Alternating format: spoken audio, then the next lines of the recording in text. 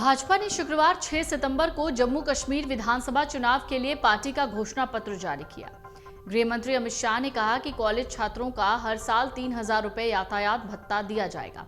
10वीं क्लास में पढ़ने वाले स्टूडेंट को टैबलेट और लैपटॉप मिलेगा। उज्ज्वला योजना के लाभार्थियों को हर साल 2 फ्री एलपीजी सिलेंडर दिया जाएगा। अटल आवास योजना के जरिए भूमिहीन लोगों को 5 मरला जमीन मुफ्त दी जाएगी। गृह मंत्री ने कहा 370 हटने नहीं देंगे। अमित शाह ने कहा जम्मू कश्मीर भारत का है, था, रहेगा। 10 साल में राज्य का विकास हुआ है और हो रहा है। आज धारा 370 और 35A बीते दौर की बात बन गई है। अब ये हमारे संविधान का हिस्सा नहीं है। ये सब पीएम नरेंद्र मोदी के ताकतवर फैसले से हुआ। धारा 370 इतिहास बन गई है, अब इसे कभी आने नहीं देंगे। राहुल और कांग्रेस से 2 सवाल पूछे। उन्होंने कहा पहला सवाल पूछा जाए, मैं कांग्रेस से ये पूछना चाहता हूं कि क्या उन्होंने नेशनल कॉन्फ्रेंस के उस एजेंडे के साथ सहमति जताई जिसमें धारा 370 फिर से लाने की बात कही गई है। राहुल इस पर कुछ नहीं कहेंगे। दूसरा, क्या देश में 2 झंडे हो सकते हैं? राहुल गांधी को इस पर अपनी बात रखनी चाहिए।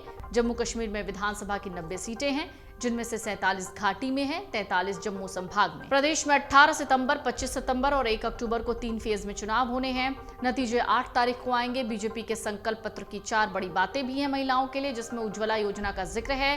कहा गया है उज्ज्वला योजना के लाभार्थियों को हर साल 2 फ्री एलपीजी सिलेंडर। मां सम्मान योजना के जरिए हर एक परिवार की सबसे सीनियर महिला को 18,000 रुपए महीने की आर्थिक सहायता। महिला सेल्फ हेल्प ग्रुप का लोन माफ की घोषणा। स्टूडेंट के लिए, युवाओं के लिए पंडित प्रेमनाथ डोगरा रोजगार योजना के जरिए 5 लाख रोजगार के अवसर पैदा करना। प्रगति शिक्षा योजना के तहत कॉलेज स्टूडेंट्स को हर साल 3,000 रुपए यातायात भत्ता। जेकेपीएससी और यूपीएससी की तैयारी के लिए 2 साल तक 10,000 रुपए कोचिंग फीस की आर्थिक सहायता। 10वीं क्लास में पढ़ने वाले स्टूडेंट को टैबलेट और लैपटॉप मिलेगा। राज्य के डेवलपमेंट के लिए श्रीनगर की डल झील को वर्ल्ड क्लास टूरिस्ट बनाया जाएगा। श्रीनगर के टैटू ग्राउंड में अम्यूजमेंट पार्क बनाया जाएगा। डोडा, किश्तवाड़, रामबन, राजौरी, पुंछ, उधमपुर और कठुआ के ऊपरी एरिया टूरिस्ट इंडस्ट्री के तौर पर अपडेट होंगे। कश्मीर घाटी में गुलमर्ग और पहलगाम को मॉडर्न टूरिस्ट सिटी बनाया जाएगा। श्रीनगर में तवी रिवर फ्रंट बनाया जाएगा। रणजीत सागर बांध बसोहली के लिए अलग झील विकास प्राधिकरण बनाया जाएगा। जम्मू में स्पेशल इकोनॉमिक जोन के तौर पर आईटी हब बनाया जाएगा। रोजगार की बात करें तो पंडित प्रेमनाथ डोगरा रोजगार योजना के जरिए 5 लाख रोजगार दिए जाएंगे। आपको बता दें जम्मू कश्मीर में आखिरी बार 2014 में विधानसभा चुनाव हुए थे। तब बीजेपी और पीडीपी ने गठबंधन की सरकार बनाई थी। 2018 में गठबंधन टूटा, सरकार गिर गई।